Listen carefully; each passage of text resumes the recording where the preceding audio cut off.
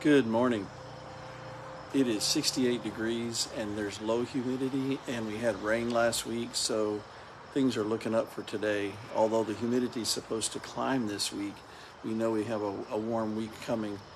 But no matter what the weather's going to be like, we're going to be okay because we're living our life with the Lord, and He's living His life with us. No matter what the weather is like, no matter what our health report is like, no matter what our family problems are like, no matter what our car operational problems are like, cars break down, no matter what our challenges are among our friendships, it doesn't matter. The Lord is with us, and so we're going to be okay. You see what I did with that? It's the balance between God being with us and our circumstances. And so often we don't realize that while we're carrying a big burden and feeling overwhelmed, it's because we've chosen to be God, and we've chosen to carry everything, and because we don't see Him and we're not very practiced at trusting in Him, we unwittingly start to act like as God, and because we know we do things with our hands and our mind and we make things happen, we live as if, in our hearts, as if everything depends on us. God is on a lifetime mission, your lifetime mission, to divest you of your trust in yourself and teach you and me to be productive, involved, members of His team, not carrying the burden as if we are the owner of the team. We're members of the team, but we're not the owner of the team. And our circumstances so often become the only raw material that we factor in when we try to figure out if today's going to be a good day, if this month is going to be a good month, or if this year is going to be a good year. It's like in Matthew 22, when Peter looked at the wind and the waves when he was walking on water instead of at the Lord. It's all over the Bible. And today I want to remind you of a place you can go and see it. It's in Numbers chapter 13 and 14.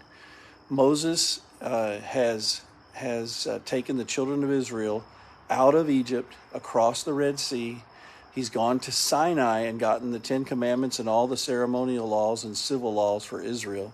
And now they're heading 2 million people, and it's everyone, so children and old people and everyone in between. They're gone up through the desert to the Holy Land that's promised to them, and they're supposed to take it.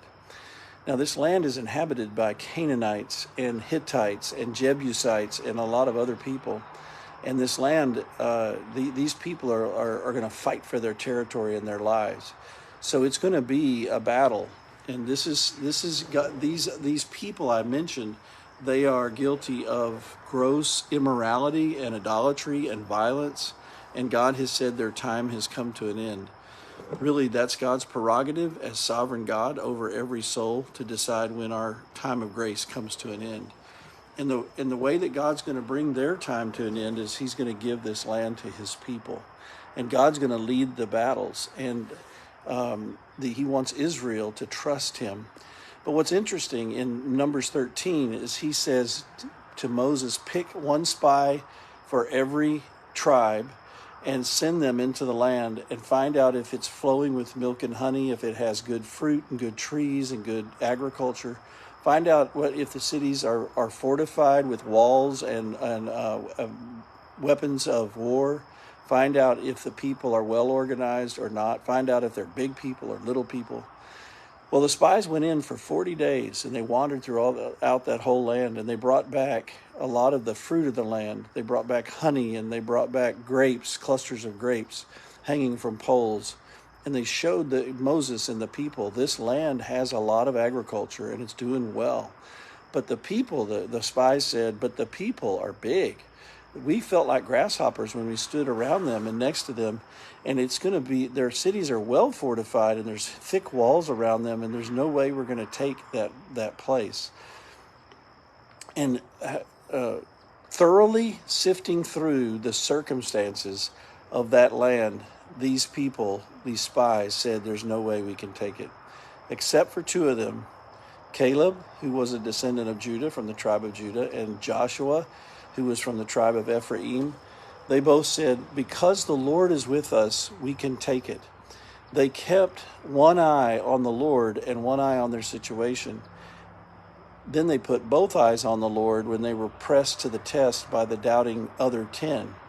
Well, the people listened to the 10. So often, circumstantially, we'll go with the majority. We'll think that they can't all be wrong. And so the people started to freak out, and they said, we should have died in Egypt. We should have lived out our lives in slavery. We should not go up there and die by the sword. We cannot take it.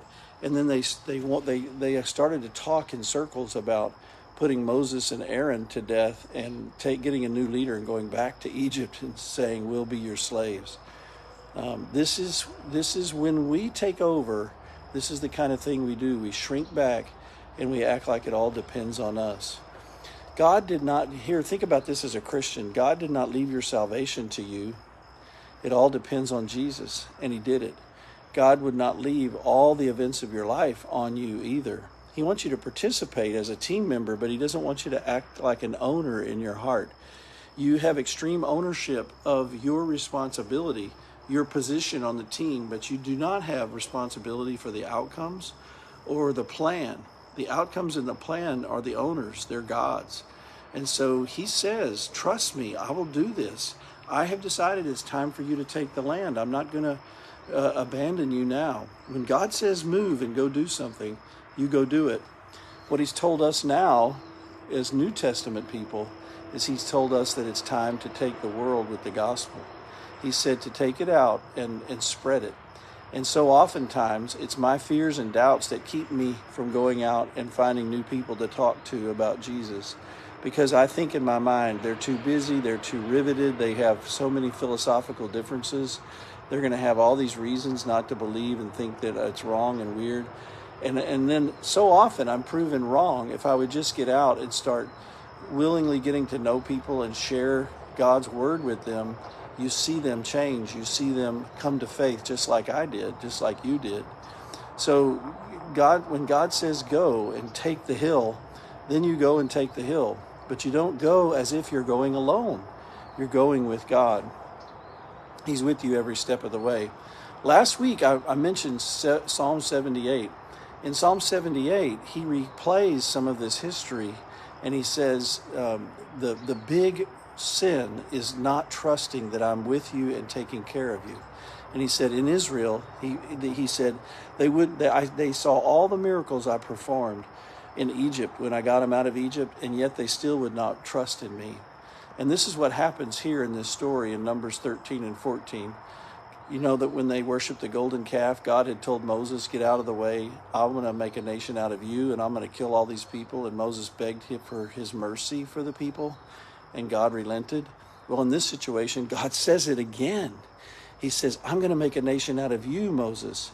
And this is a long time later after he had said it at the golden calf incident.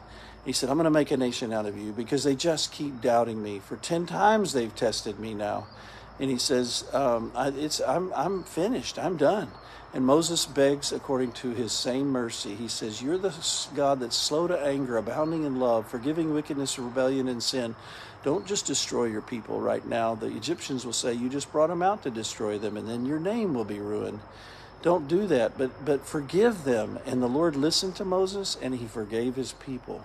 But then he said, disciplinarily, they're going to live out the rest of their lives in the wilderness.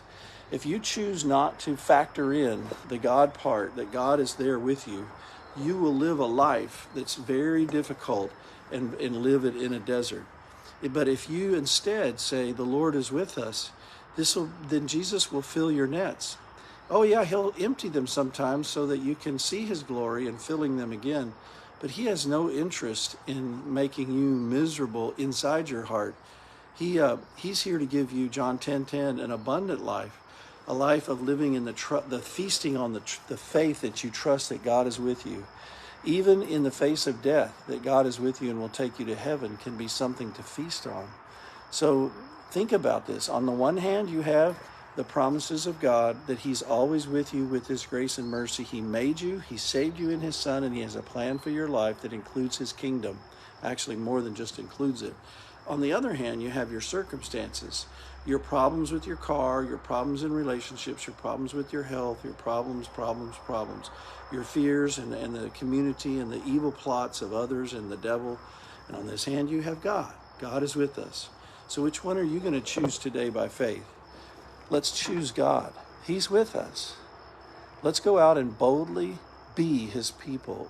And let's take the hill the way he said to. Let's think of someone that we can start to witness to and talk to about Jesus and spread the word. And let's see God's work in action. Hey, today's as big as God, and he's with you. So don't be afraid. Don't stay holed up in a dark room somewhere. Get out, enjoy the sunshine, S-O-N, and enjoy the sunshine, S-U-N.